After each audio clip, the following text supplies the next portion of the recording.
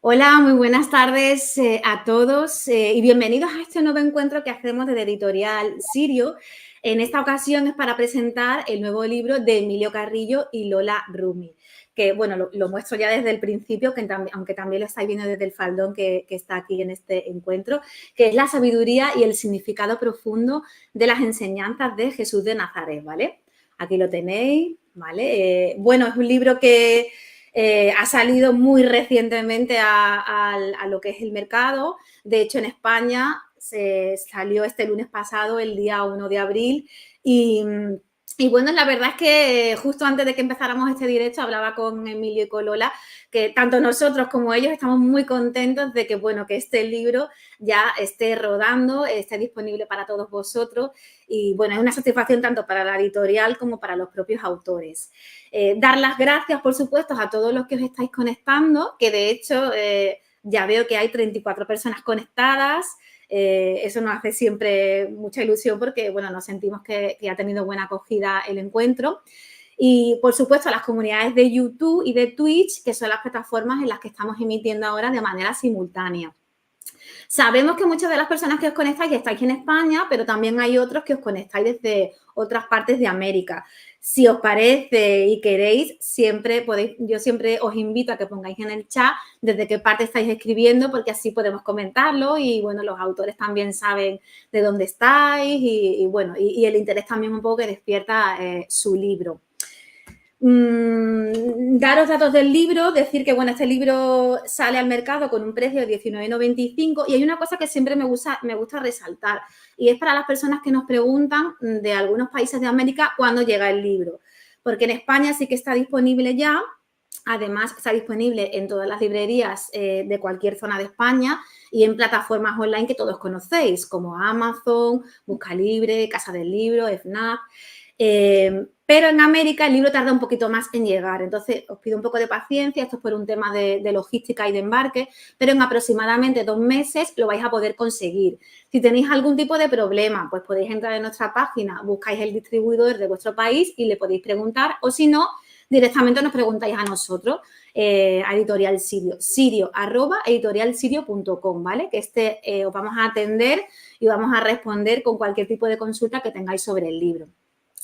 Si os parece, como tengo a nuestros autores ya al otro lado de la pantalla, vamos a saludarlos y bueno, que realmente comience este encuentro, que para eso estamos aquí. Muy buenas tardes, Lola y Emilio. Muchísimas gracias por estar aquí con nosotros esta tarde.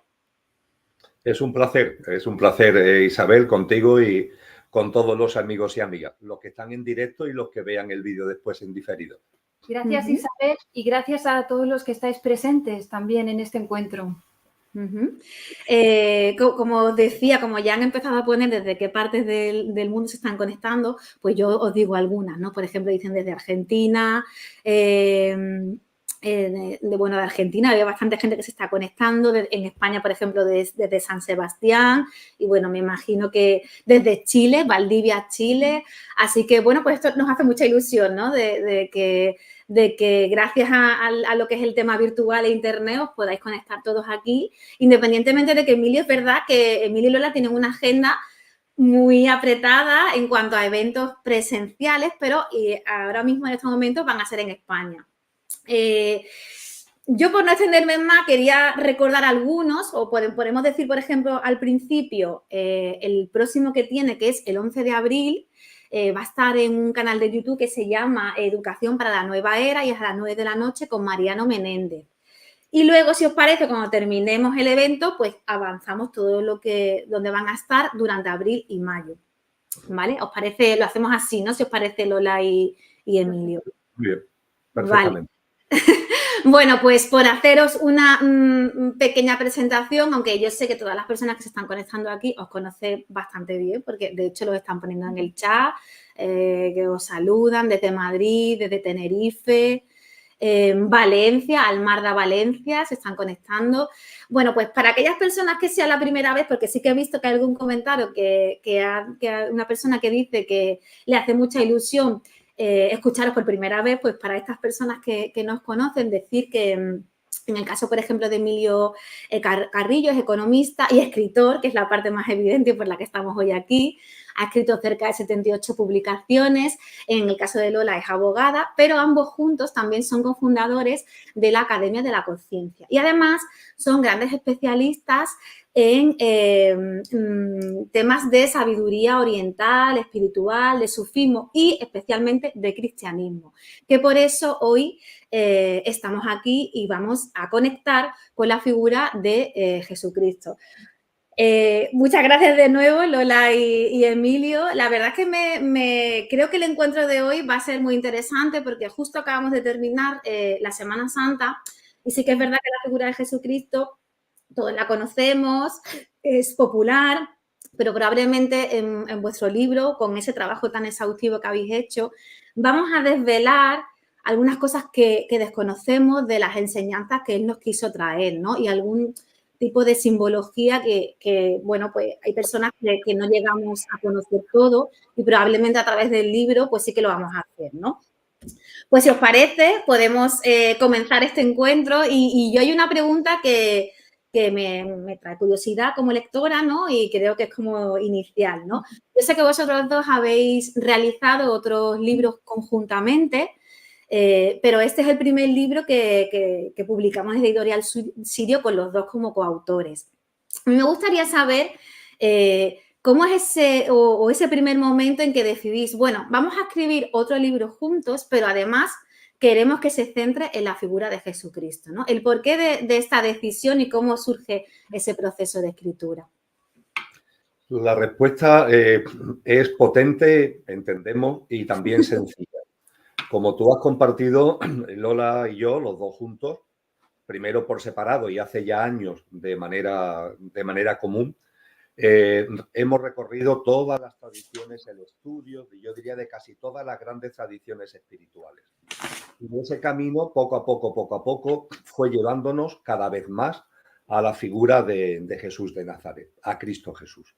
Hasta el punto, Isabel, hasta el punto, amigos y amigas, que Cristo Jesús es el pilar de nuestras vidas. Eso sí, teniendo en cuenta que ni Lola ni yo tenemos ningún credo religioso. Es decir, la figura para nosotros de Cristo es fundamental. Ahora ya en el coloquio seguro que irá saliendo muchos elementos al respecto. El libro, de hecho, es lo que tiene como hilo conductor. Pero siendo fundamental la figura de Jesús para nosotros, nuestro acercamiento a él es de personas que vivimos la espiritualidad, sin duda ninguna, o lo intentamos al menos, pero no desde una perspectiva de profesar ningún credo religioso. De modo y manera que la admiración a Cristo Jesús fue lo que nos llevó comúnmente a ponernos a escribir este libro. Eso y también el entendimiento de que los libros que hay, si no, ciertamente no hubiéramos entrado en un libro de 400 páginas. Los textos que hay no terminan de adentrarse realmente en la auténtica dimensión de lo que es Cristo y las repercusiones que tiene para nuestra vida práctica, que esto es algo enormemente importante en el contexto del libro, para nuestra vida práctica y para el momento presente de la humanidad. Isabel, yo añadiría que más que una decisión de escribir este libro en concreto, en un momento puntual, ha sido el resultado de un proceso interior, de una experiencia espiritual a lo largo de muchos años, muchísimos años de estudio. En el caso de Emilio, él conectó con los evangelios, con el estudio de los evangelios desde que era pequeño, porque asistió a colegios donde se impartía la enseñanza de la Iglesia Católica. En mi caso, el punto de partida fue distinto. Yo asistí a colegios de pequeña y también en la adolescencia, colegios públicos, donde no se impartía ningún tipo de dogma religioso, sino que se estudiaban las religiones desde un punto de vista más bien de la ética comparada. El punto de partida de la aproximación a Cristo han sido sobre todo las preguntas, grandes preguntas, enigmas que se han ido planteando a lo largo de nuestra búsqueda. Y el motor de esta búsqueda, en un primer momento, no lo podíamos definir, no le podíamos poner palabras. Al encontrarnos con los evangelios, es como si pudiésemos poner palabras a sentimientos, experiencias espirituales que estábamos teniendo en la búsqueda de la verdad y que se completan o comienzan a completarse en el encuentro con los evangelios. En mi caso, como apuntaba antes, yo me encuentro con los evangelios como una especie de tabla rasa. Yo no sabía nada de los evangelios. Por supuesto, conocía por aproximación a las iglesias, a la misa, a la belleza de los rituales, ¿no?, que nos ofrecen distintas iglesias, y también a la historia de Cristo Jesús desde que era pequeña, desde un profundo amor, un gran amor, porque es una historia que a cualquier ser humano le tiene que despertar un gran amor. Es una historia que conecta con lo más profundo de nuestra humanidad y con la experiencia también del sufrimiento en el encuentro con el mundo. Y en mi experiencia personal estaba un amor muy profundo a la figura de Jesús de Nazaret, pero no sabía nada de los evangelios. Y me encuentro con ellos a partir, como te digo, de abrir grandes preguntas después de haber completado durante muchísimos años, toda mi vida, podría decir, la búsqueda espiritual de la verdad, del sentido espiritual, no de una manera genérica y difusa, sino buscando, por ejemplo, exactamente qué es el alma, si acepto que existe algo espiritual más allá del mundo material, donde todos los demás me dicen que no hay nada más, y a partir de ahí yo acepto que hay algo espiritual. ¿Qué es exactamente eso que llamamos alma? ¿Qué es eso del mundo espiritual? A partir de ahí se van abriendo grandes cuestiones que en un momento dado, de una manera como una especie de atracción, de una atracción amorosa que no se puede explicar si no es desde el punto de vista de una experiencia espiritual, me encuentro con los evangelios. Por primera vez, digamos hace unos 6 o 7 años. Y ahí me doy cuenta en el estudio de los evangelios que algo se va produciendo, que todo el recorrido de búsqueda de la verdad en tradiciones orientales, sobre todo, encontraba que faltaban cosas, iban faltando, los enigmas se iban acrecentando. Y ese llamar a la puerta en la búsqueda de la verdad en un momento dado en los evangelios, después de ese recorrido, comienzo a darme cuenta que allí estaban las respuestas, por lo menos el inicio a esas preguntas que anteriormente había planteado. Así que la contestación sería que el inicio de todo son las preguntas.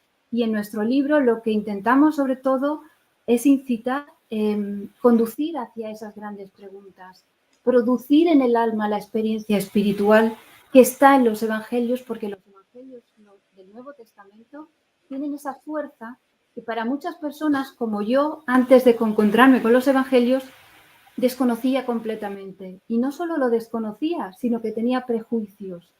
Y a partir de ahí, pues eso es lo que hemos querido transmitir especialmente en este libro, que es el proceso, primero, de plantear grandes preguntas y a partir de las preguntas comenzar a escribir.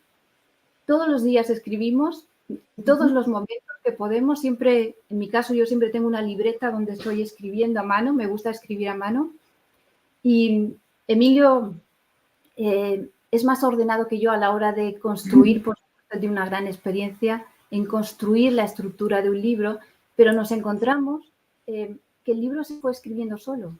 No fue una decisión de escribir un libro, sino que se fue escribiendo en un proceso de búsqueda de la verdad desde una introspección y muy profunda, que además se iba abriendo y se continúa abriéndose cada día. Muy interesante, Lola, este apunte que das, porque probablemente algún lector piense, bueno, pues que esto es un libro solo para creyentes o solo para católicos, y realmente con esta aportación tuya, realmente podríamos decir que el libro es para aquellas personas que quieran iniciar un proceso de crecimiento interior, de autoconocimiento, de trabajar su espiritualidad. Entonces, aquí la verdad es que se abre un campo muy interesante para todos. Emilio, me surge una pregunta para ti, y es que, bueno, en el libro, cuando lo tengáis, aquellas personas que ya lo vayan adquiriendo y tal, vais a ver como en el índice, en algún capítulo ya Emilio habla en este libro de la sabiduría de Dios escondida. Pero esto es algo que también, Emilio, en tu libro anterior, ya nos adelantabas, ¿no? Lo que pasa es que en el libro anterior sí que es verdad que te centrabas en la figura de San Juan de la Cruz y ahora estamos hablando de Jesucristo. ¿Ha habido en ti una evolución como escritor? ¿Por qué esa decisión? Bueno, porque también conocemos otros libros tuyos anteriores que no estaban centrados en una figura bíblica, ¿no? Sin embargo, vemos en esos dos últimos libros que te acercas de alguna manera a estas dos figuras. ¿Hay algún cambio en ti, no sé, a nivel personal o evolución como escritor, en la que vemos estos dos últimos libros? Sin duda ninguna, hay una relación, Isabel, de vasos comunicantes.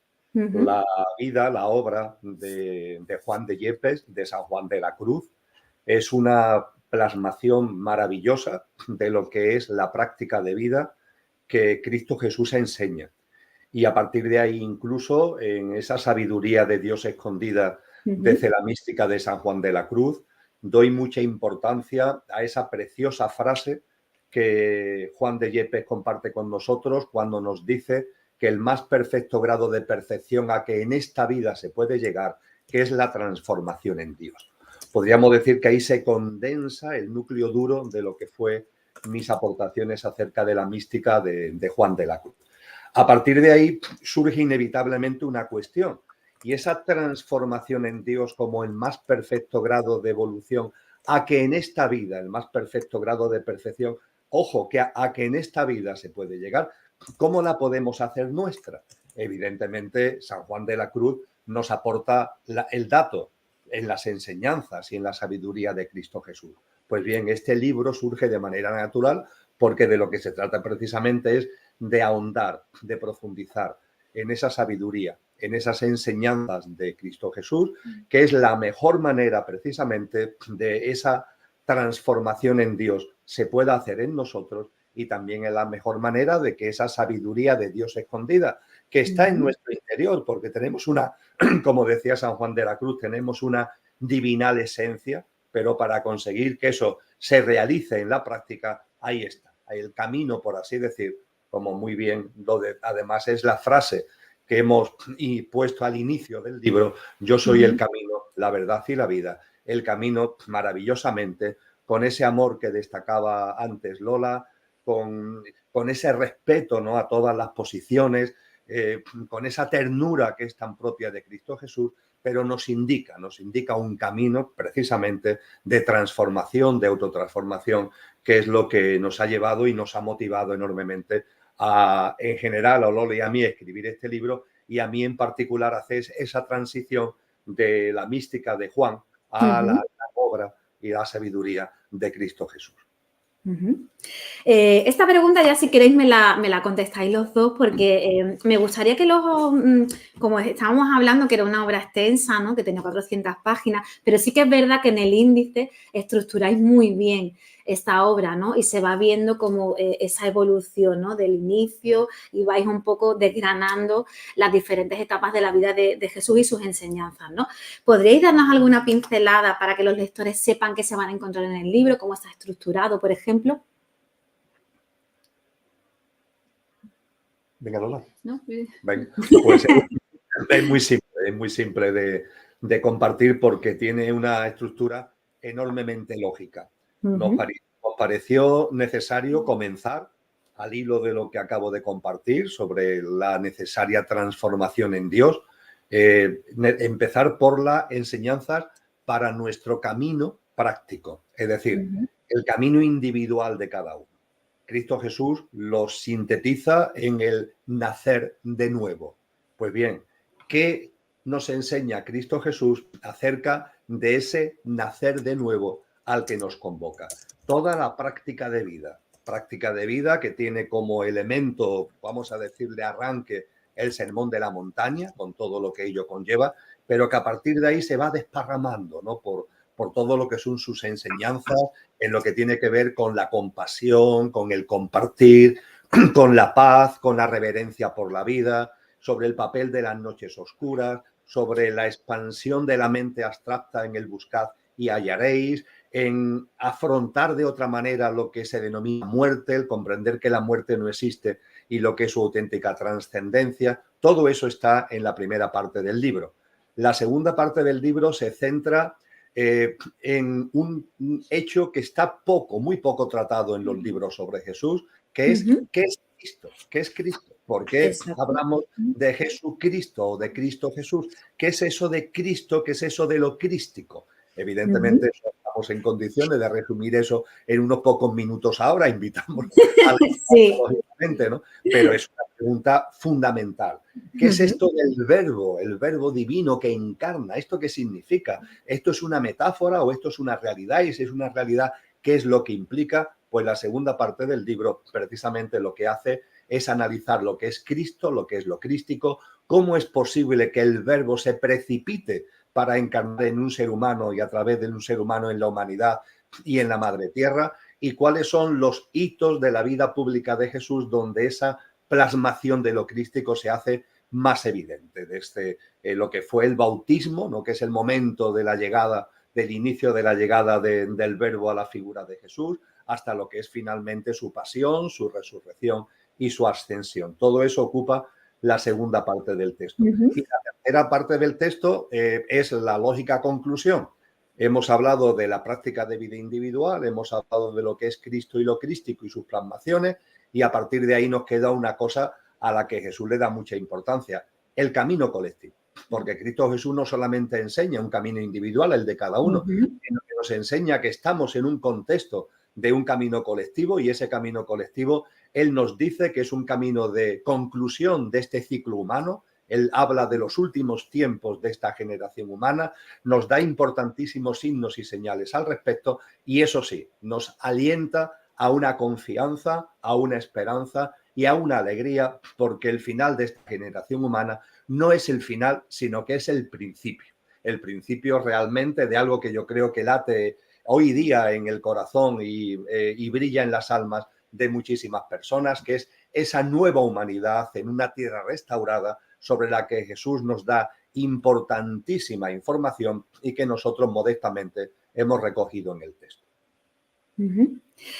Al hilo de lo que cuentas, Emilio, me podéis conectar, como yo digo, esto es una conversación, cualquiera lo que vosotros queráis, Lola, Emilio, al hilo de lo que comentas de que, bueno, pues que Jesús nos prepara, ¿no? para esta nueva humanidad. Vosotros habláis mucho en el libro de la nueva etapa evolutiva, ¿no? Y a mí me surge la siguiente pregunta, ¿no? Es decir, acabamos de pasar Semana Santa, que bueno, al fin y al cabo, la Semana Santa, bueno, pues para personas creyentes, pero también se ha convertido como en algo cultural, ¿no? Y bueno, conocemos de Jesús, pues, bueno, como yo diría, ¿no? Su vida, la hemos visto en películas y las enseñanzas quizás, digamos, como lo que nos han contado en el colegio, ¿no? Personas como yo también, que estudié en un colegio también de educación católica, bueno, pues te enseñan pues ciertos tipos de mensajes, ¿no? Que Jesucristo nos vino a dar, ¿no? Pero me sorprende, ¿no? Que vosotros dais un paso más, ¿no? Y nos habláis de las enseñanzas que Jesucristo nos quiso dejar, aquellas precisamente que son realmente significativas y que nos van a permitir dar un paso más en esta etapa evolutiva, ¿no? Como humanidad, ¿no? Y entonces eso es algo que me parece como un enfoque novedoso, porque habláis también eso de una nueva etapa, de una nueva era, y me gustaría que, no sé si podéis comentarnos un poco a qué os referís con todo esto, ¿no? Porque esto sí que es verdad que no es tan popular, ¿no? No es un mensaje que esté tanto en la calle, ¿no? Sí, ahora le dejo a Lola, que como no le... Venga. No la paro yo todo. Bueno, empieza tú y ahora... Vale, pues empiezo yo con brevedad y le doy paso a Lola. Vale. Vamos a ver, cuando se habla de una nueva humanidad, tú lo has muy bien, lo has apuntado muy bien, ciertamente llega a un público muy minoritario, el que de alguna forma tiene ahí en la cabeza el hecho de que la humanidad evoluciona por ciclos y que después de este ciclo humano vendrá un nuevo ciclo humano. Jesús, como antes comentaba, utiliza el término generación, el final de este ciclo, el final de esta generación, exacto, pero para que se inicie un nuevo ciclo que da lugar a una nueva humanidad en una tierra restaurada.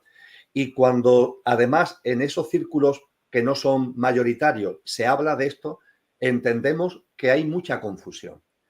mucha confusión hasta el punto de que se mete en el contexto de la New Age, del supermercado espiritual, y entendemos que eso minusvalora, le quita fundamentos, porque los fundamentos están en las enseñanzas de Cristo Jesús. Está, por tanto, desparramado en todos los textos cristianos que constituyen el Nuevo Testamento. Y son datos, Isabel, amigos y amigas, tan minuciosos, se nos dan unos signos y unas señales tan claras, tan evidentes, además, si las comparamos con la sociedad en la que estamos viviendo, con el mundo actual, que te confieso que si todo el libro nos ha apasionado, esta tercera parte del libro con relación al final de esta generación humana y el inicio de la nueva humanidad, eso ya, la pasión se ha elevado exponencialmente, y creo que también en la lectura del libro aquellas personas que se acercan a sus páginas, que esperamos que sean muchos, lo van a percibir. Yo podría decir que en nuestro recorrido por las enseñanzas de Oriente, especialmente el hinduismo y el budismo, que son las que hemos conocido en más profundidad, en mi caso con estancias en la India y durante muchos años de práctica del yoga, del Raja Yoga, esas enseñanzas están enfocadas principalmente a producir una psicología individual, es decir, en el yoga del yoga lo más importante no es la parte, de hecho, que es más popular, que son los ejercicios, ¿no? O las posturas del Hatha Yoga, sino la enseñanza de la psicología del yoga, la que nos dice cómo atemperar nuestras tendencias personales, nuestras tempestades, para poder entrar en estados de meditación y de la meditación pasar a la contemplación y a los estados de samadhi. En ese estudio, la parte que hace referencia más allá de la psicología personal, sino a la evolución de lo colectivo, porque, claro, tenemos que darnos cuenta que las enseñanzas del yoga y del budismo se dieron hace milenios en un contexto en el que los seres humanos vivían, en su mayoría vivían en aldeas, ¿no? Modos de vida muy sencillos, donde las circunstancias externas cambiaban poquísimo, casi nada, durante generaciones, ¿no? La vida de una persona en la India hace miles de años, pues no variaba casi nada en relación con sus descendientes o sus antepasados. Y la presión del mundo, de la psicología, es decir, del inconsciente colectivo, era mínima.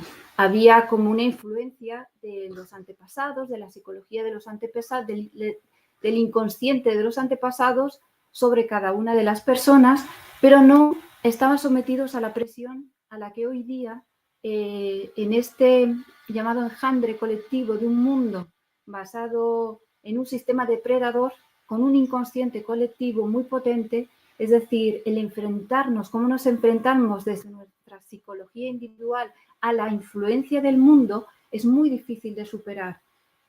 Estas enseñanzas fueron dadas en un contexto de hace miles de años, y en ese estudio antropológico y de experiencia personal, ¿no? En el budismo, en el hinduismo, poco a poco nos fuimos dando cuenta que faltaban piezas importantes, que había algo que no encajaba. Y en la evolución, en esa búsqueda de la verdad, al encontrarnos con los evangelios, nos damos cuenta que la enseñanza principal, más allá de las enseñanzas de Cristo Jesús, de Jesús, individuales para cada uno de nosotros, hay una enseñanza sobre los acontecimientos colectivos que se van a ir intensificando desde la plenitud de los tiempos, que es la encarnación del Verbo. Es decir, cómo en esos momentos sería muy difícil de entender, pero ahora se puede entender, porque la evolución, la aceleración de la influencia del mundo sobre nosotros, ahora que estamos en el año 2024, se puede entender cómo es muy difícil de lidiar con esa influencia que el mundo tiene sobre nosotros si no recibimos, si no tenemos una ayuda. Y esa ayuda, esa presencia de Cristo, lo que en el cristianismo se llama la gracia, es un elemento muy desconocido, incluso entre los propios cristianos, porque para nosotros esa es la gran diferencia, más allá de la enseñanza en sí que da Cristo Jesús, está el elemento del evento crístico, la encarnación del Verbo, que es un antes y un después en la historia del planeta, que trae consigo un proceso para que los seres humanos como colectivo podamos pasar en un ciclo que iba a ser muy difícil por la influencia del mundo en nosotros. Muchas gracias, Lola y Emilio. Ahora os voy a hacer una pregunta que parte de lo que yo os quería preguntar antes, pero también coincide, creo que en una pregunta de un lector que lo ha puesto por el chat, ¿no? Yo os quería preguntar, de hecho, habéis hablado casi al principio del encuentro, ¿no? De cómo ha sido el proceso de escritura, de cómo os habéis ido realmente informando, documentando y entiendo que por la profundidad del libro ha tenido que ser un proceso muy minucioso. Me gustaría que nos contarais un poco cómo ha sido ese proceso, ¿no? Pero quiero también mostraros la pregunta que ha hecho una persona en el chat, que es Paco Aguayo, que tiene mucho que ver con algo que tú justo estabas contando ahora, Lola. Y es que esta persona, Paco, nos preguntaba en qué otras tradiciones y filosofías se han basado los autores para este estudio de Jesús de Nazaret, ¿no? Y de hecho, casi que lo estabas ya contestando, ¿no? Sí, efectivamente, Lola creo que lo ha resumido muy bien. Sí. Desde el punto de vista de que yo tuve una formación cristiana en mi infancia y mi adolescencia. Posteriormente fui abandonando la espiritualidad, la fui como expulsando de mi vida, hasta que en un momento concreto, hace ya unos años, vuelve a aparecer con toda su fuerza. Es como el río Guadiana que se esconde y vuelve a aparecer. Algo parecido me pasó a mí. Pero cuando vuelve a aparecer no lo hace en la tradición cristiana, sino en el acercamiento a otras tradiciones. En el caso de Lola, como ella ha explicado, es que su acercamiento a la espiritualidad, ella siempre ha tenido la espiritualidad muy presente, pero no ha sido a través de la tradición cristiana. De modo y manera que ella y yo conjuntamente, en un momento concreto, unimos nuestras vidas y a partir de ahí hemos hecho un estudio donde las tradiciones orientales, como ella ha indicado, fundamentalmente el budismo, el hinduismo y el taoísmo, han sido fundamentales, muchos años de estudio. De hecho, en su momento, hace ya 5 o 6 años, escribimos un libro específico sobre lo que es el yoga y lo que realmente significa y su verdadero contenido. Y eso es simplemente un exponente de lo que también nos llevó a la tradición sufi, a la tradición de Zoroastro, por supuesto, muy importante en nuestra configuración espiritual, todas las enseñanzas de la Academia Pitagórica, de la Academia Platónica, los grandes sabios griegos, los principios herméticos, el corpus hermético, todo ello nos fue llevando por un camino donde ciertamente obtuvimos respuestas, pero como Lola ha indicado muy bien, aparecían preguntas. Y además de preguntas que no lográbamos responder con esas tradiciones, también había como piezas que no encajaban. Esa indagación, esa búsqueda de la verdad fue lo que nos llevó, en mi caso, una recuperación, en el caso de Lola, por primera vez al cristianismo y dentro del cristianismo a la figura de Cristo. Y para pasar la palabra a Lola, como ella también ha apuntado, pero yo quiero remarcarlo, es enormemente importante, amigos y amigas, que entendáis que para nosotros Cristo no es un maestro. Cristo no es un maestro más. Cristo es otra cosa.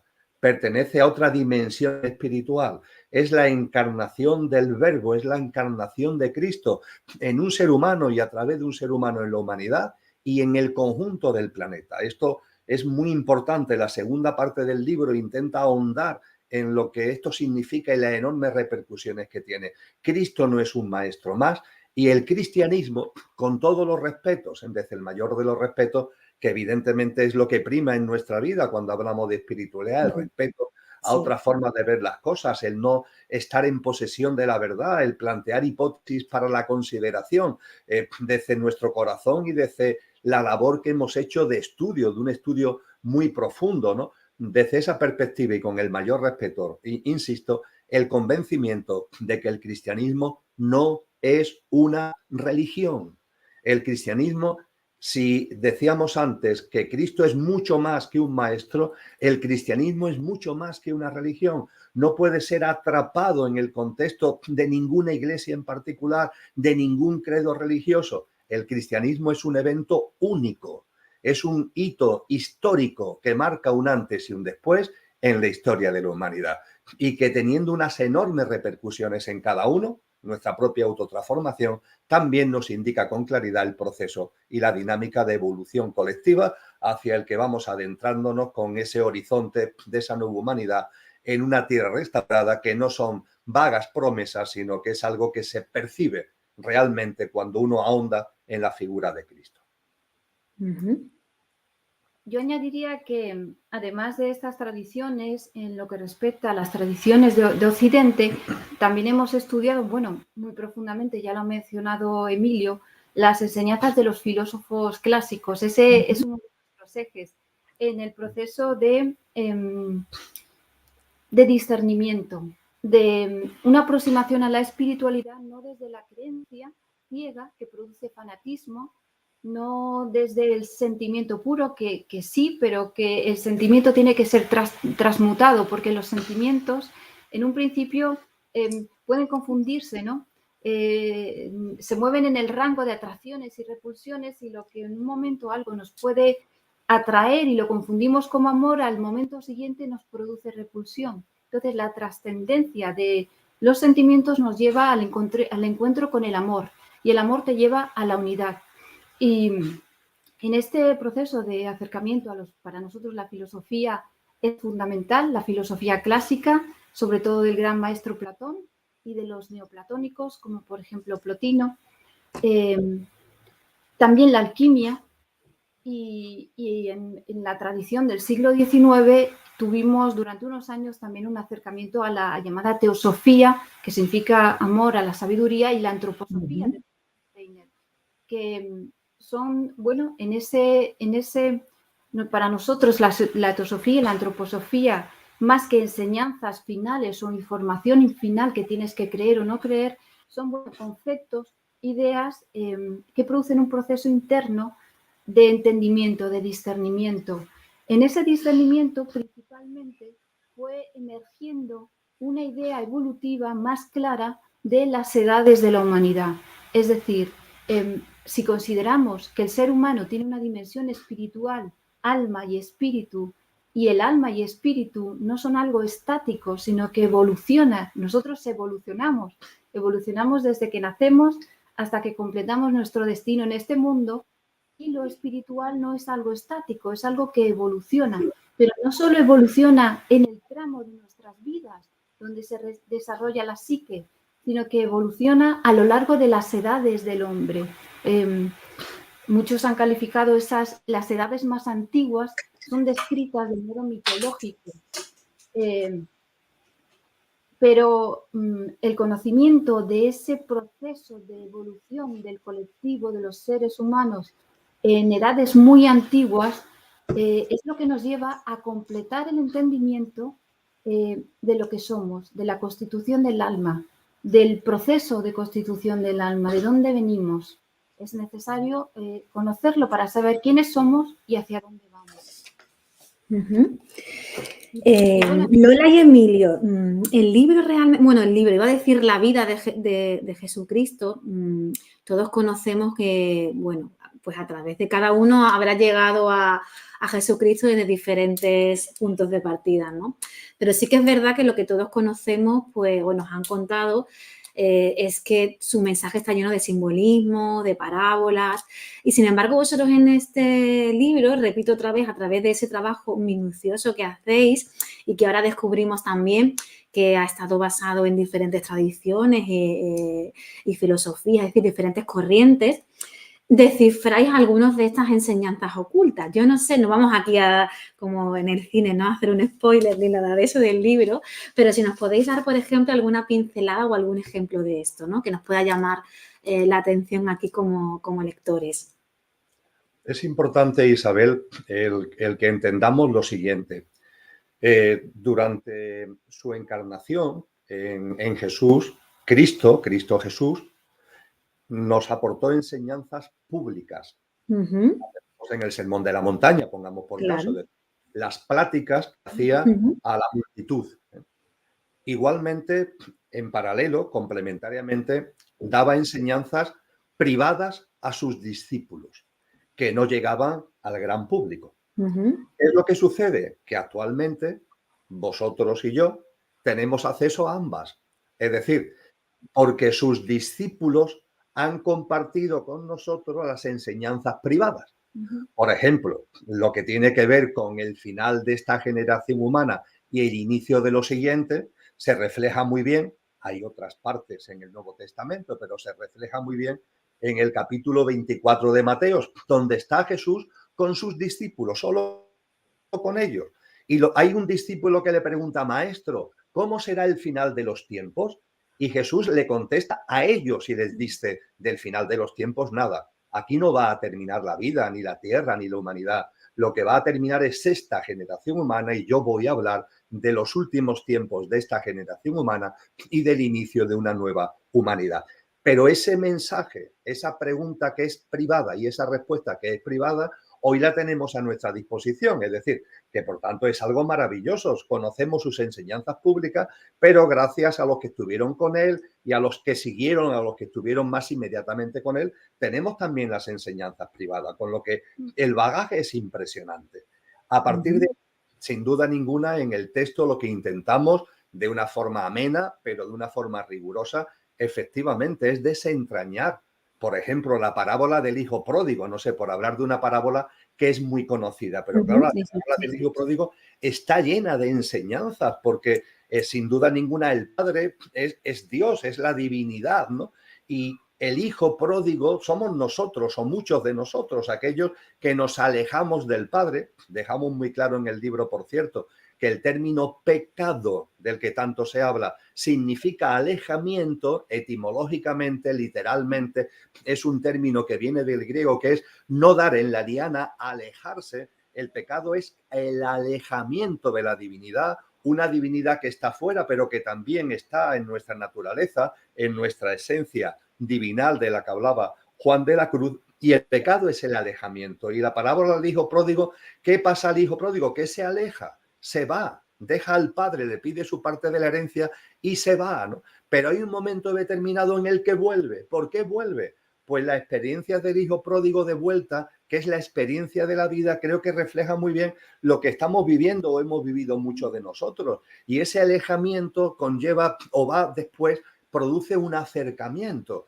Y es interesantísimo el hecho de que el padre lo estaba esperando. Al padre no tienen que avisarlo de que el hijo ha vuelto. El padre estaba con amor, con los brazos ahí abiertos, siempre esperando, porque claro, la divinidad, cuando nos alejamos de ella, está siempre esperando nuestro regreso. Pero en la parábola del hijo pródigo, y no voy a seguir ahondando en ella, hay un tercer personaje del que se habla muy poco, que es el hermano mayor, es decir, el que no se va, el que se queda con el padre. Y de ese se suele hablar muy poco, pero es muy interesante porque pone en evidencia lo que nosotros entendemos que es el acercamiento a lo espiritual desde un credo que realmente es frío, que realmente es, no digo que sea hipócrita, pero desde luego está muy basado en el culto, en el rito, en la celebración, y que se pierde el sacarle la auténtica enjundia a lo que significa el Padre, a lo que significa la divinidad y a lo que significa la espiritualidad.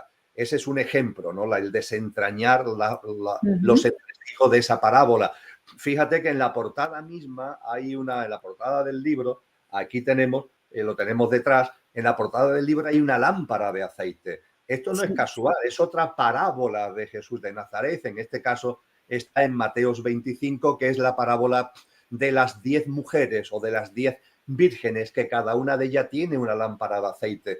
Comprender que cada uno de nosotros tenemos una lámpara de aceite, comprender que estamos llamados a ir llenando de aceite esa lámpara, que esa es la vocación natural del ser humano, que no olvida y expulsa lo trascendente, que no se aleja, sino que intenta recuperar la sintonía con una divinidad que está fuera, pero que también está dentro, ¿no?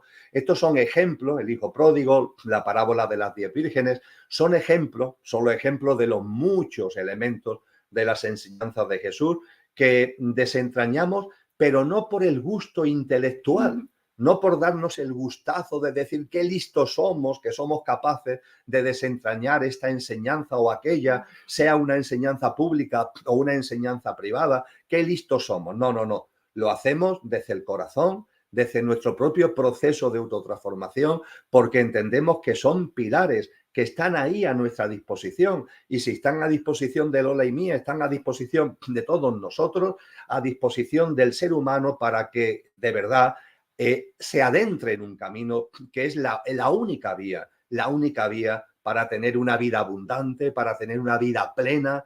No estas promesas que realmente están llenas de vacuidad y de vacío, de esta sociedad, de placeres externos, de bienes materiales que están en el exterior. Yo creo que está a la vista que ese no es el camino, que eso lo único que conduce es al vacío existencial, a la mentira existencial, incluso a la depresión y los problemas de ese tipo que tienen tantas personas.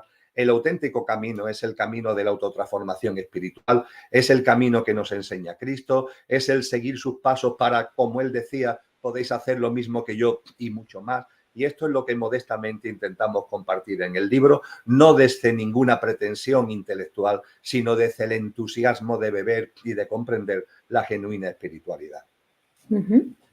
Pues si os parece a los dos, porque ya veo que el chat tiene unas cuantas preguntas, en lugar de hacerlas yo, creo que también es interesante que les demos paso a los lectores. Entonces os voy a pasar algunas, ¿vale? Por ejemplo, nos pregunta Ilenia Almeida, dice, ¿se habla en el libro de la figura de María Magdalena? Creo que fue fundamental para el término alquimia en cuanto a la unión del femenino y masculino en la humanidad. Muchas gracias, los adoro. Bien, ciertamente, por supuesto, se habla de personajes que fueron muy importantes en la vida de Jesús y hay un epígrafe dedicado a María Magdala, a María Magdalena. También, por supuesto, hay una dedicación de epígrafes a la madre, ¿no? A María Madre. Son figuras fundamentales para entender la vida, la obra y las enseñanzas de Jesús. Lo que sí intentamos, amigos y amigas, y a esta persona en particular, a Ileana que hace esta pregunta, lo que sí intentamos en el texto es no especular. Es decir, intentamos basarnos en información cierta, en información documentada, entendiendo por información cierta eso, que esté documentada. Os pongo un ejemplo para ir ahora inmediatamente a María Magdalena. De Jesús de Nazaret, según los textos cristianos del Nuevo Testamento e incluso de los textos apócrifos, no los oficiales reconocidos por las iglesias, sino esos textos que llamamos apócrifos, tenemos información hasta los 12 años y después hasta casi los 29 no hay una sola palabra. Esos 17 años de la vida de Jesús es lo que se conoce como los años perdidos. Si nos vamos a las librerías, si nos vamos a internet, veremos que hay muchos libros que hablan de esos años perdidos. Claro, la pregunta que nos hacemos Lola y yo, ¿de dónde sacan la información para hablar de lo que hizo Jesús entre los 12 y los 29 años cuando no hay ningún documento, cuando no hay ningún libro que aporte ninguna información al respecto? Desde el mayor respeto vemos que se habla de canalizaciones, que han tenido canalizaciones. Nuestro mayor respeto para las mismas, pero las canalizaciones no son nuestra base de trabajo. Nuestra base de trabajo queremos que sea fundamentada, documentada desde el respeto a esas canalizaciones. Para nosotros lo importante de los años perdidos de Jesús es que siendo el alma más noble que jamás ha encarnado en el plano humano, durante esos años perdidos sí sabemos, y es lo realmente importante, no si estuvo en no sé dónde, estuvo en no sé cuánto, si vio a no sé quién, si vio... No, lo realmente importante es que el potencial inmenso de ese alma, la más, insisto, la más elevada, la más plena que ha encarnado jamás en la historia de la humanidad, durante esos años que llamamos perdidos, se hizo realidad. Y se hizo realidad hasta el punto de que cuando sabemos de él a los 29 años, es el bautizo en el río Jordán que recibe lo crístico. Esto es lo realmente importante, no dónde estuvo, ni dónde dejó de estar, ni con quién estuvo, no. Lo importante es que ese gran alma realiza en esos años todo su potencial para que sí y eso tenemos ya todos los datos, a partir de los 29 años, lo crístico, el verbo, se precipita en él y de Jesús se transforme en Jesús en Cristo Jesús. De Jesús a Cristo, Cristo Jesús. En el caso de María Magdalena pasa algo parecido. Hay enorme cantidad de información de la posible relación sentimental, de pareja entre Jesús y María Magdala, incluso una posible descendencia física. Nosotros ponemos en evidencia que Jesús a la descendencia física no le da importancia, él es muy, muy insistente en que lo importante no son los lazos de sangre, que son las afinidades álmicas, que son los encuentros de almas, eso es a lo que realmente él en toda su obra conocida y en sus pláticas le da una enorme importancia.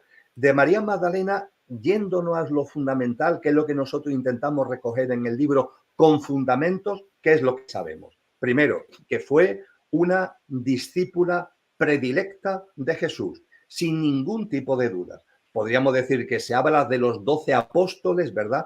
Pues María Magdalena está entre ese grupo de apóstoles y además está entre el grupo de apóstoles de una manera destacada, muy destacada. María Magdala fue sin ningún tipo de duda un alma muy potente que une su camino a Cristo Jesús desde el comprobar que ahí está, que está Cristo, que está el mensaje espiritual genuino y lo hace aportando a ese camino también su maestría. Y el protagonismo de María Magdalena en todo lo que es la vida y la obra de Jesús queda claramente de manifiesto en un momento culminante de todo lo que sabemos de Jesús, que es su resurrección. Jesús fallece físicamente, pero Jesús resucita. ¿Quién es el primer testigo de esa resurrección? María Magdalena. Esto es enormemente importante. Creo que pone en su sitio la figura de María Magdalena, que después, desgraciadamente, el dogmatismo religioso, como se trataba de una mujer había que ningunearla, como se trataba de una mujer había que quitarla de en medio. ¿Y qué es lo que se hace? Se le acusa de ser una prostituta, se le mete un montón de líos a lo largo de los siglos que no tienen nada que ver con la realidad que sabemos documentalmente y que, insisto, pone de manifiesto el gran valor para Jesús de María Magdalena, que según uno de los 4 evangelios oficiales, María Magdalena es la única, la primera y única persona que tiene constancia de la resurrección de Jesús. Y en los otros evangelios es María, ojo, María Magdalena acompañada de otras mujeres, lo cual también es importante porque el poner en valor la figura de María Magdalena, lo intentamos hacer también en el texto, es poner en valor también lo femenino, la importancia de lo femenino. Claro, a lo largo de los siglos, las iglesias muy metidas en una visión, vamos a llamarle, muy patriarcal, donde lo femenino se invisibiliza, todo ha sido hacia los hombres, hacia los seguidores de Jesús. Pero ojo, las primeras personas que contemplan, que son conscientes, que tienen la gran noticia de la resurrección de Jesús, son todos mujeres. El grupo de primeros cristianos que en los Hechos de los Apóstoles, 50 días después de la resurrección de Jesús, reciben el Espíritu Santo, es un grupo de 120 personas, el mayor porcentaje son mujeres. Y lo femenino tiene tanta importancia en la espiritualidad porque abre las puertas de lo que sin eso no hay espiritualidad, la ternura, la sensibilidad, la intuición, la inspiración. Y ese bagaje lo representa maravillosamente María Magdalena. Isabel, en este punto me gustaría añadir, aclarar que nuestro estudio de los evangelios se ha centrado principalmente en los evangelios canónigos, los evangelios conocidos, los oficiales, digámoslo, para entendernos de alguna manera. Son los evangelios oficiales. Y en mi caso, me gustaría compartir la sorpresa que tuve porque yo partía de un prejuicio que quizás muchas personas han tenido en algún momento dado en relación a los evangelios. El primer prejuicio es que estaban llenos de dogma, ¿no? Los evangelios del Nuevo Testamento.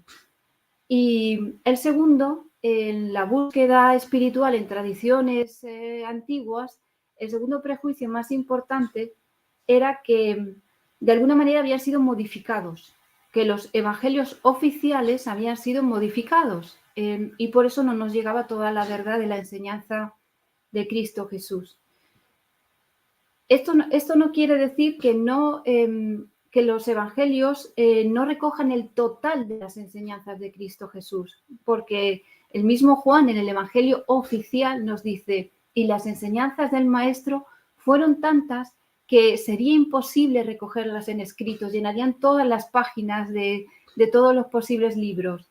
Esto lo dice Juan, Juan, el que escribe el cuarto evangelio y el escritor del Apocalipsis. El discípulo más amado, según el cristianismo. Entonces, estos prejuicios que yo tenía en concreto, porque no había leído con anterioridad los evangelios, cayeron por completo. Primero porque los evangelios en sí no están llenos de dogma. El dogma, el credo, fue elaborado muy posteriormente, y además muy posteriormente a los primeros padres de la Iglesia, es decir, al periodo de inicio del cristianismo, los 3 primeros siglos. Otra fuente de la que hemos bebido mayoritariamente Emilio y yo son los escritos de los primeros padres de la Iglesia. Ellos vamos continuamente. Son joyas que descubrimos todos los días. Y a partir de aquí deciros que quizás la clave más importante para darnos cuenta que los evangelios oficiales no han sido modificados y que quizás la parte que tenemos que superar para acercarnos a ellos es que hay una gran diferencia en la interpretación etimológica de conceptos muy importantes, como por ejemplo pecado.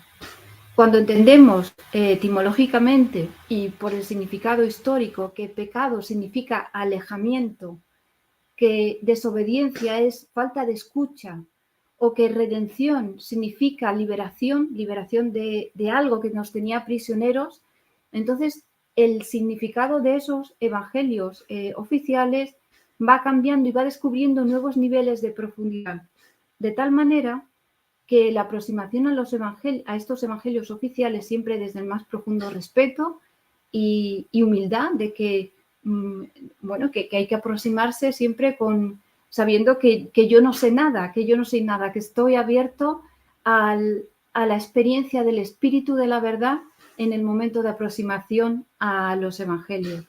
Entonces, va produciendo un efecto que además es muy curioso, porque nos vamos dando cuenta que en la misma estructura o secuencia de los evangelios entre Mateos, Marcos, Lucas, Juan y el final del Nuevo Testamento, que es el Apocalipsis, en esa propia secuencia hay mensajes. Y hay mensajes con distintos niveles de profundidad.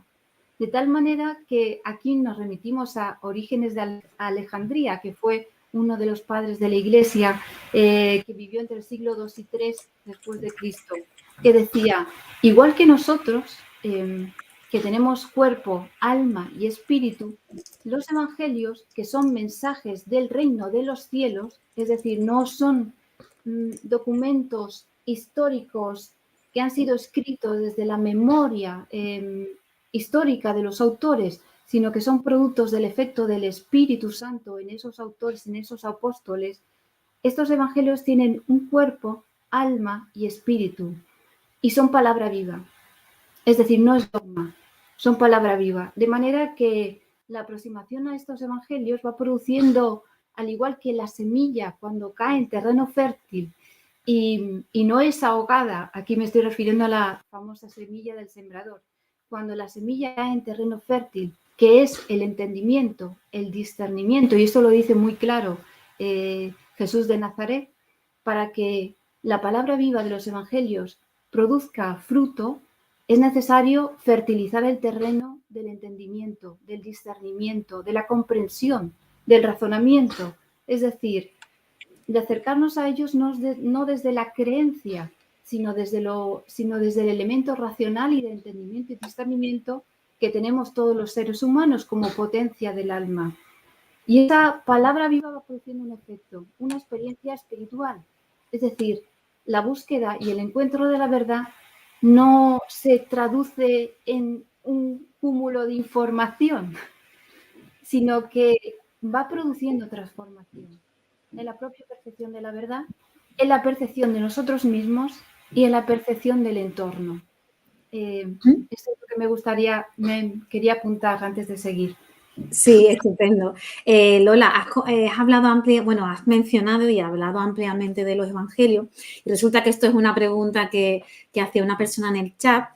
No sé si quieres, por ejemplo, apuntar algo más sobre lo que esta persona pregunta. Y es que nos dice dice una pregunta para ambos, ¿no? ¿Podríais compartir una breve reseña sobre el origen de los evangelios?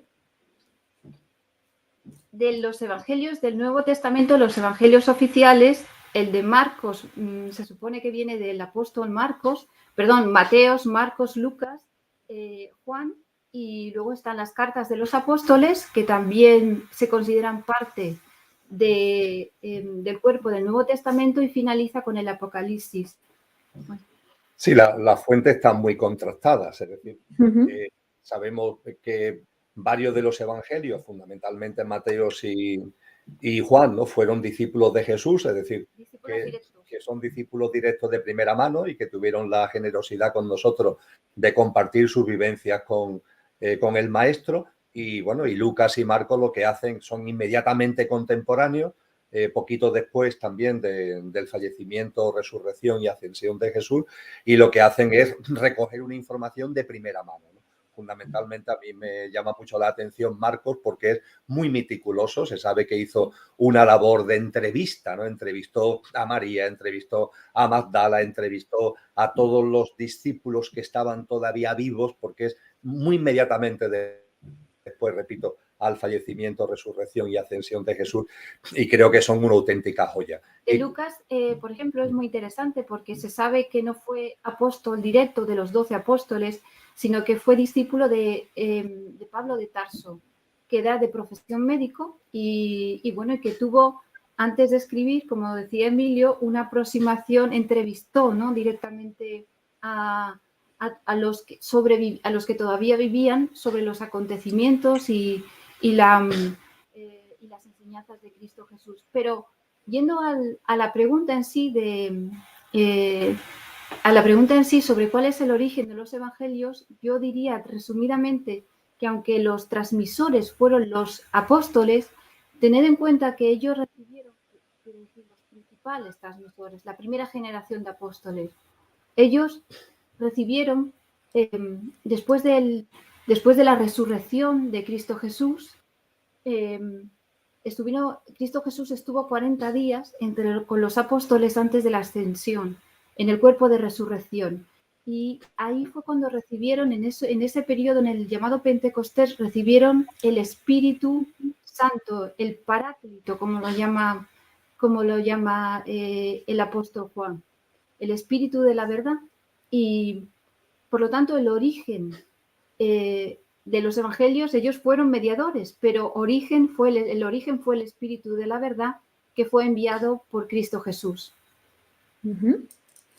Nos hacen otra pregunta también, ya no tanto quizás de datos, ¿no?, sino más bien con un carácter más espiritual, y nos pregunta: ¿qué nos podéis explicar sobre sentir la llamada de Cristo, ese deseo de rendirse a su voluntad? Es una pregunta muy interesante la que se nos plantea por este amigo o amiga, y podemos decir lo siguiente. Y lo hablo además por nuestra propia experiencia, es decir, no solamente por nuestra comprensión tras el estudio, sino por nuestra propia experiencia. El camino espiritual es un camino que tiene que hacer cada uno. Ahí no hay posibilidad de transfusiones de sangre, coloquialmente hablando, metafóricamente hablando, desde el punto de vista de la conciencia. El camino hay que hacerlo cada uno. Un camino que es individual y que se enmarca en un proceso colectivo, como venimos diciendo, pero que tiene que hacerlo cada uno. ¿Qué es lo que sucede? Que en ese camino individual hay un momento determinado, nosotros eso lo hemos vivido directísimamente, en el que cuando la figura de Cristo Jesús, se hace presente, cuando aparece, no es por casualidad. Ha llegado ahí y de pronto esa figura se hace presente, esa figura se hace patente y no es por casualidad. Y entonces comprueba de que tu camino evolutivo es un camino que tienes que hacer tú pero que cuentas con el apoyo absoluto de lo que Cristo es y de lo que Cristo representa. Porque cuando decimos que Cristo resucita y asciende a los cielos, y que incluso con la nueva humanidad, en lo que en el texto y en los textos cristianos, y nosotros en el libro estudiamos, tiene que ver con el evento de la parusía, podemos de alguna forma sentir que eso de que Cristo asciende y que de alguna forma vuelve con la nueva humanidad es como si se hubiera ido, y Cristo no se va. Cristo está aquí. Sentir la llamada de Cristo es darte cuenta de que Cristo, ciertamente desde el punto de vista espiritual, no está encarnado en la tierra, pero el que no esté encarnado en la tierra no significa que no esté aquí, y su presencia es directa. Ese sentir la llamada de Cristo es el hecho de que su presencia está aquí en cada instante. Hay que tener en cuenta que con la ascensión de Jesús, la esencia crística impregna la conciencia humana en su conjunto, impregna la conciencia planetaria, su esencia etérica impregna el cuerpo etérico del planeta, y esa impregnación está aquí ahora. De tal forma que cuando con el camino espiritual vamos avanzando y encontramos la figura de Cristo, Cristo nos va aportando esa gracia también de la que a la que ha hecho referencia Lola, que de algún modo es como un apoyo. Ella lo ha hablado, fijaros, de una fuerza de gravedad. Es como si llegado un momento concreto la figura de Cristo fuera como un planeta colosal que te va como atrayendo. El camino ciertamente tienes que hacerlo tú, eso es ineludible. La práctica de vida tienes que irla completando tú, pero la presencia de Cristo es impresionante. No es algo que estuvo y volverá, no. Está aquí en cada momento, en cada instante, y se puede sentir y se puede vivir. Y ciertamente y finalmente, como decía Pablo de Tarso, con eso de vivo yo pero no soy yo, es Cristo quien vive en mí. Evidentemente, cuando Pablo de Tarso hace referencia al Cristo que vive en mí, no significa que en mí se precipite el verbo, ¿no? El verbo se precipitó en Jesús de Nazaret y punto y final. Ahora bien, en nosotros está la presencia del Espíritu, está la presencia de la divinidad, y por tanto hay una presencia también de esa esencia crística. No es el verbo encarnado, pero sí es una presencia de la esencia crística. Y el vivo yo pero no soy yo, es Cristo quien vive en mí. Fijaros que conlleva, y concluyo, dos cosas a propósito también de ese rendirse. Vivo yo pero no soy yo. Eso es un desalojo. Hay que superar la identificación con nuestro pequeño yo. El vivo yo pero no soy yo significa vive Emilio, pero yo no soy Emilio. Hay en mí algo mucho más potente, imperecedero, mucho más colosal que este tal Emilio. Y eso conlleva un desalojo, una desidentificación de nuestro pequeño yo, una desidentificación de este mundo con el que Jesús nos dice tenéis que convivir, pero una cosa es la convivencia y otra cosa es la connivencia. Sí, convivir tenéis que convivir con este mundo, pero no caigáis en la connivencia. Todo eso tiene que ver con el vivo yo, pero no soy yo, que es desalojo. Y eso va unido a vivo yo, pero no soy yo.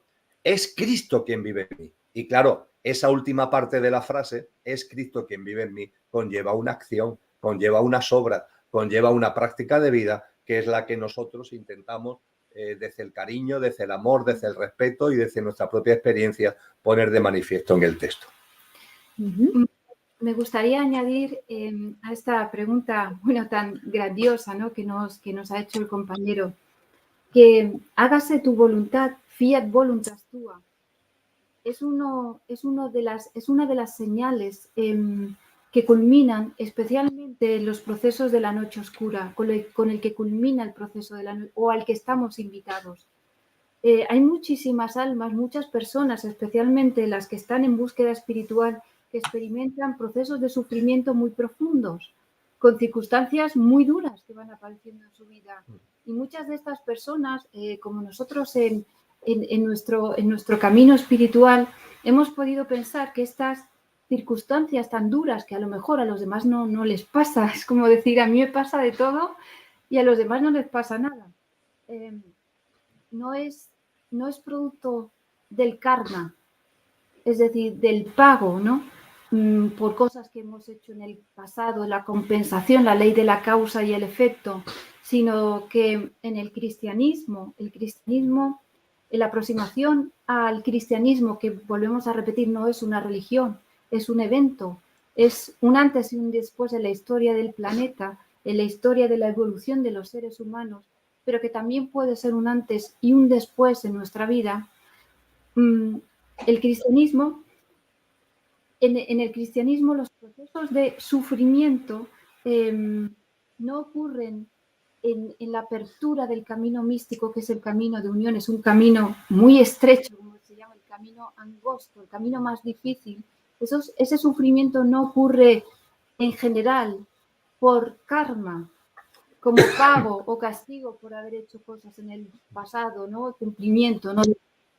Sino por dharma, para que salga lo mejor de nosotros mismos, como procesos de poda, como procesos de dejar atrás lo que nos sobra y que salga lo mejor de nosotros. A mí no me gusta hablar de limpieza, porque limpiar significa o parte del presupuesto de que estamos sucios, y no es que estemos sucios, pero sí, al igual que los árboles, que en un momento dado hay que podarlos, y el podador lo hace con un gran amor para que dé más fruto, para que se sostenga mejor y tenga más equilibrio ante las circunstancias externas, para que ganen fortaleza. Por eso las personas que aman a los árboles hacen esa poda.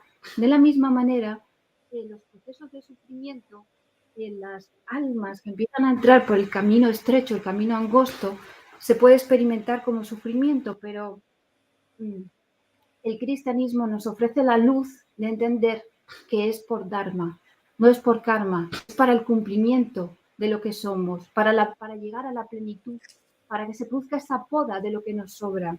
Aquí, hágase tu voluntad, es un antes y un después en la vida álmica. Es un nacer de nuevo. Es algo que puede ir completándose, que no ocurre de repente, y si sentimos que ocurre de repente, en realidad es la manifestación de algo que ya gradualmente, de manera gradual, había ido creciendo dentro de nosotros, pero que nos encontramos como quizás una de las experiencias más importantes del camino espiritual.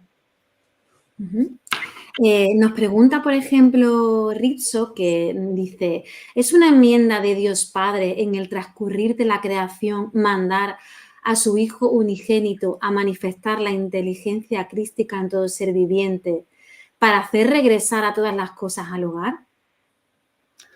Esta pregunta nos la hemos formulado Lola y yo muchas veces. Y de algún modo también está presente en el contexto del libro. El universo es inmensamente grande, colosalmente grande. 94.000 millones de años luz de extensión y en expansión. Y casi 14.000 millones de años de historia. Es factible que el verbo, la fuerza crística que explicamos en la parte segunda del libro, además de en el planeta Tierra y en un ser humano, se haya precipitado, ese verbo divino haya encarnado en otros puntos del universo, vete a saber, en otras formas de vida. Esa posibilidad hay que dejarla abierta y es verosímil. No tenemos ningún motivo para negarlo. Y el sentido común lleva a decir que es posible, insisto, habida cuenta de la enorme magnitud del universo. Ahora bien, lo que podemos acceder, lo que podemos documentar, lo que podemos fundamentar es evidentemente la experiencia en la humanidad y en este planeta, abriendo la posibilidad a que este evento también se haya podido producir, vete a saber dónde, en este universo tan colosal. Y en este planeta es cierto que Jesús de Nazaret tiene un propósito.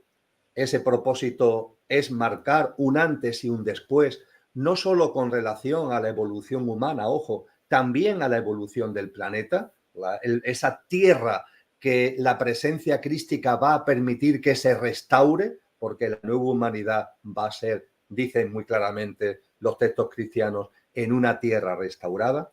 Y en esa llegada a la conciencia planetaria y a la conciencia humana, desde el punto de vista humano, es cierto que tiene que ver fundamentalmente con un hecho. El hecho de lo que fue el pecado original.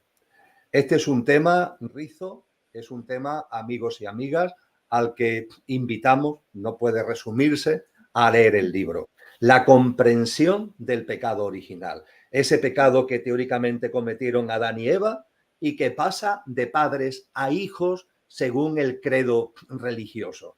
Si os fijáis, eso de pasar de padres a hijos, que yo tengo un pecado que además, insistimos, significa alejamiento de Dios, y algo que hizo mi tatarabuelo tiene implicaciones en mí ahora. ¿Esto cómo se puede entender y qué implicaciones tiene? Esto intentamos responderlo en el texto. Hay varios epígrafes extensos que se dedican a esto. Estamos hablando no de Adán y Eva, estamos hablando de un momento, de un hito en la evolución de la humanidad. Esta humanidad, esta generación humana que Jesús anuncia a su final para que aparezca una nueva humanidad. Esta generación humana, hay otras antes y hubo una generación humana previa, la que termina precisamente desde el punto de vista de ir a lo más grande, ¿no? Con el diluvio, que es la humanidad adámica. Adán y Eva no representan a un hombre y una mujer, representan a una humanidad. Y representan a una humanidad que en libre albedrío, bajo las influencias involutivas, ¿no? El Satanás, la serpiente que aparece en el paraíso, ciertamente bajo influencias involutivas, pero ojo, esas influencias involutivas, esa humanidad la hizo suya ese desviarse, ese alejarse, y la presencia de Cristo y la culminación, es el gran evento del Gólgota, ¿no? La culminación que después da lugar a la resurrección y a la ascensión, abre las puertas a lo que los textos cristianos en el Nuevo Testamento se llama el rescate. El rescate. ¿Y el rescate qué es? Que se abre las puertas para que tú o yo, en libre albedrío, podamos usar ese rescate para participar de un nuevo ciclo humano en el que ese alejamiento que el pecado original conllevó queda superado. Estamos hablando de algo fundamental, porque sin ningún tipo de duda, sin esa experiencia, sin esa vivencia, sin ese hito que supone la encarnación del Verbo en un ser humano, sin eso y la culminación, porque Cristo Jesús lo llevó a sus últimas consecuencias con determinación absoluta, sin eso el rescate del pecado original hubiera sido imposible. Nuestras almas, porque nuestras almas estuvieron también ahí, porque hay un proceso de reencarnación, nuestras almas estuvieron en esa humanidad adámica. De ahí que de alguna forma ese pecado esté presente en nosotros. No es que se transmita genéticamente, ¿no? Es algo que tiene que ver con nuestro camino evolutivo álmico. Y la presencia de Cristo nos abre las puertas a poder cambiar el paso, a utilizar ese rescate para que podamos regresar nuevamente al camino evolutivo, podamos nuevamente superar ese distanciamiento de la divinidad, hacer nuestra divinidad y provocar y producir nuestra transformación personal, individual, en el contexto de una nueva humanidad, es decir, de una transformación colectiva. Vamos con la última pregunta porque creo que nos hemos pasado bastante de tiempo. Le prometí a Emilia y a Lola que íbamos a estar unos 45 minutos y llegamos casi 1 hora y 20, pero como he visto que el chat estaba con tantas preguntas no quería interrumpir. Así que si os parece vamos con la última ya. La hace Fohat Neyen, que dice... en realidad es para ti, Emilio. Dice, en tu libro Los Códigos Ocultos mencionas que Jesús no muere en la cruz. ¿Podrías hablarnos de esto? No sé si esta respuesta es demasiado amplia o requiere más tiempo. Bueno, cuéntanos un poco. Es muy interesante y a Neyen se lo agradezco mucho. Bueno, la respuesta está también en el libro, es decir, hay un epígrafe, un cuadro, es todo un recuadro del libro que se dedica precisamente a responder esto. Hay que tener en cuenta que los procesos evolutivos son procesos, como decía Lola, de poda y de crecimiento. No se trata de limpiar que estemos sucios, sino que hay una labor de poda para que vayamos dando frutos y vayamos creciendo. En el año 2005 publiqué ese libro llamado Los Códigos Ocultos, donde no es que me decante por la interpretación de que Cristo no muere en la cruz, sino que abro la posibilidad de que, analizando algunas informaciones que hay en los evangelios, se pudiera llegar a esa conclusión.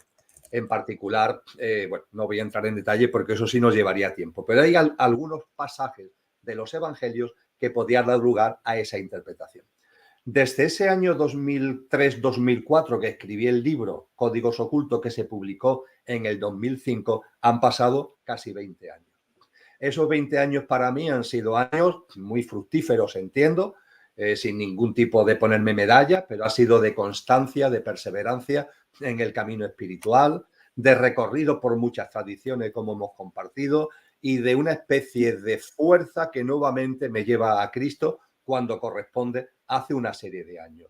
Hoy, después de todo lo recorrido, después de todo lo estudiado, después de todo lo experimentado, no tengo ningún tipo de duda que esos pasajes están ahí, pero esos pasajes no pueden ser interpretados como el hecho de que Jesús no fallece en el madero. Jesús fallece en el madero. Jesús fallece en el Gólgota. La muerte de Jesús es de hecho incuestionable cuando lo analizamos y hay muchos datos en el libro que pone esto claramente en evidencia. Y además es que la muerte de Jesús constituye la culminación del propósito del Verbo, y no porque el Verbo tenga que morir, sino porque esa muerte física de Jesús de Nazaret es como la explosión que provoca ese gran evento crístico que marca un antes y un después en la historia de la humanidad y que tiene su relato como si fueran fichas de dominó en la resurrección, en la ascensión y en la impregnación por parte de Cristo de la consciencia humana y de la consciencia planetaria. Así que efectivamente hay algunos pasajes en los evangelios donde se pudiera deducir eso, pero cuando se analiza con rotundidad, cuando se analiza con hondura y cuando nosotros mismos vamos haciendo nuestro el camino espiritual, se llega a la conclusión de que esos hechos de la muerte de Jesús en el Gólgota son absolutamente ciertos y responden absolutamente a la verdad. Bueno, pues gracias a los dos. Hasta aquí aparezco yo ya con vosotros en pantalla. Aquí estamos ya, estamos todos, para agradeceros de verdad todo este tiempo, porque ya os digo, lo comento con la comunidad, le había dicho a Emilio y a Lola que íbamos a estar 45 minutos, pero bueno, es que han sido muchas preguntas y me parecen interesantes. Pido disculpas a la comunidad de YouTube, sobre todo, que era la más activa. Si hay alguna pregunta que no he puesto o se me ha pasado, creo que tenéis la oportunidad de hacer esta pregunta pues a Emilio en los próximos encuentros que él vaya a hacer. Y me recuerdan que por favor no me olvide de dar la agenda de evento, nos están diciendo en el chat. Entonces, vamos a dar los eventos, Emilio, si te parece, si me equivoco en algo me vas corrigiendo, ¿vale? Lo vamos haciendo así entre los dos. Los próximos encuentros en este mes de abril, el 11 de abril. Emilio va a estar en el canal de YouTube Educación para la Nueva Era, en esta ocasión a las 9 de la noche, hora España, un poquito más tarde. Este canal está conducido por Mariano Menéndez, así que, bueno, aquellas preguntas que se os hayan quedado por ahí en el aire, podéis conectaros próximamente porque esto es la semana que viene. Luego tenemos el día 13 de abril, Emilio va a estar en Valencia dando una conferencia. Esto ya no sé, Emilio, si quieres dar algún dato más de dónde va a ser. Bueno, es en el Hotel Senator, que siempre donde doy las conferencias en Valencia, siempre es en el mes de abril, o sea que ya los amigos de Valencia creo que me tienen fichado, y efectivamente es el sábado 13 de abril a las 18:30 horas. Hay un elemento ahí, Isabel, que no he comentado contigo, con lo cual no lo puedes tener apuntado en la agenda. Vale. Que aún no hay fecha de emisión, también en el canal de Enrique de Vicente. Lo digo porque tiene muchos seguidores Enrique, en el canal de Enrique de Vicente, también en torno al 20 de abril, también igual que con Mariano el día 11, también en torno al 20, habrá algo parecido en el canal de Enrique de Vicente. Y como tú muy bien decías, la conferencia en Valencia el día 13. El 11, el 13 y Enrique en torno al 20 es lo más inmediato, efectivamente. Luego creo que tenemos un encuentro que vas a hacer el 26 de abril, ¿no? En la Hospedería del Silencio, en Cáceres, ¿no? No sé si aquí ya está todas las plazas ya ocupadas o queda algo, no sabemos. Son los retiros de fines de semana que solemos hacer en la hospedería Lola y yo, y que este en particular, y esto está, la agenda está hecha, Isabel, con un año de antelación. Sí, es decir, no podíamos pensar que cuando este retiro lo programamos dedicado a Jesús de Nazaret, fuéramos a tener el libro, de verdad, eso no vamos, es que el libro no estaba ni terminado en aquel momento que se hizo la agenda. Y este retiro del fin de semana último de abril está dedicado en la Hospedería del Silencio a Jesús de Nazaret. Un problema de que las plazas hace mucho tiempo que se cubrieron. Bueno, pues lo damos simplemente a título informativo y para que estén pendientes del próximo retiro, ¿no? Y de que de que necesita ese tiempo de antelación. Y luego en el mes de mayo, de momento tenemos 2 confirmados, que uno es el 10 de mayo, es también una presentación en el Círculo Mercantil de Sevilla a las 7 de la tarde. Y luego el 18 de mayo, Emilio estará en un taller presencial que se imparte en la Asociación Acción y Evolución en Castilleja de la Cuesta, también en Sevilla. ¿Vale? Aquí tienes un aforo un poquito, me imagino que el espacio será más grande, en torno a 100 participantes. Lo único es que nos preguntaba una persona en el chat que para cuándo un evento de presentación en Madrid. Bueno, en Madrid, Lola y yo tenemos actividades que de algún modo servirán también para que de forma quizás indirecta, más que directa, sirva para la presentación del libro. Por ejemplo, el día 8 de junio, compartimos un taller toda la tarde del sábado 8 de junio en Ecocentro Madrid, en la sala Ecosofía, donde abordaremos una parte del libro, que es todo lo relacionado con el tiempo. Porque el libro tiene muchas cosas, muchísimas cosas en sus 400 páginas, y uno de los temas que abordamos es la comprensión, cuando Jesús anuncia una nueva humanidad, la comprensión de lo que es el tiempo espiritual y de lo que es el tiempo cronológico. Hay gente que nos dice, oye, pero la nueva humanidad, lo de Jesús fue hace 2000 años, ¿no? No ha pasado mucho tiempo. Claro, ese es el tiempo cronológico, lo que los sabios griegos llamaban cronos. Pero la espiritualidad funciona en otro tipo de tiempo, que es kairos. Pues bien, al estudio del tiempo le dedicaremos el taller del 8 de junio en Ecocentro Madrid, y ahí abordaremos una parte en concreto de este libro. No será el libro en su conjunto, pero sí una parte del libro. Bueno, entonces esta persona, Paco Aguayo, que es el lector que nos ha escrito, por lo menos ya sabe que hay un evento en Madrid que será el 8 de junio. De todas formas, está saliendo en la pantalla que para más información podéis dirigiros al blog de Emilio Carrillo, porque él tiene la parte de calendario de actividades donde lo pone todo, así que creo que es como el espacio perfecto donde podéis acudir si tenéis cualquier tipo de duda. Y bueno, y con esto realmente finalizamos este encuentro. La verdad que, vamos, ha sido más extendido porque me ha parecido muy interesante y sobre todo que el público, pues, o nuestros lectores así lo requerían, ¿no?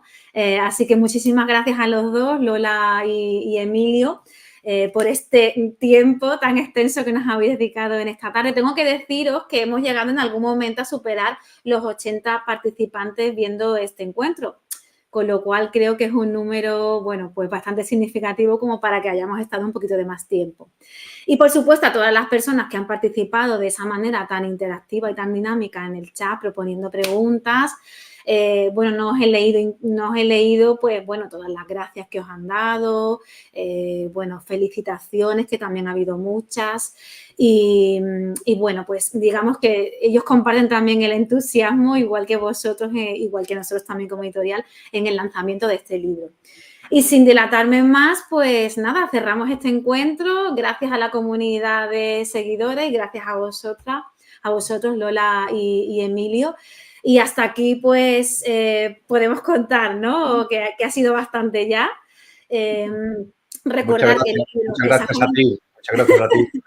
Gracias. Gracias a ti, sí. Gracias a todos los amigos y amigas que se han acercado, exacto, a los que nos veáis después, posteriormente en el vídeo.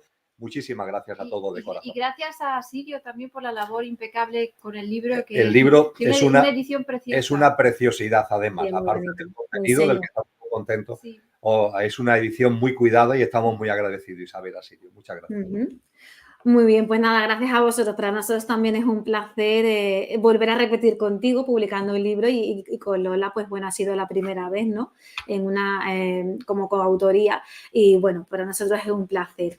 Y bueno, pues aquí terminamos simplemente recordando que el libro está disponible en toda España, en cualquier librería y en las plataformas online, y que en la parte de América hay que esperar un poquito más, aproximadamente unos 2 meses. Y ya está, hasta aquí finalizamos. Gracias a todos y que tengáis, bueno, buena tarde o buena mañana a los que estáis al otro lado del charco y ya casi buena noche, ¿no? A los que estamos en España. Gracias a todos. Finalizamos este encuentro. Un saludo. Un gran abrazo. Muchas gracias.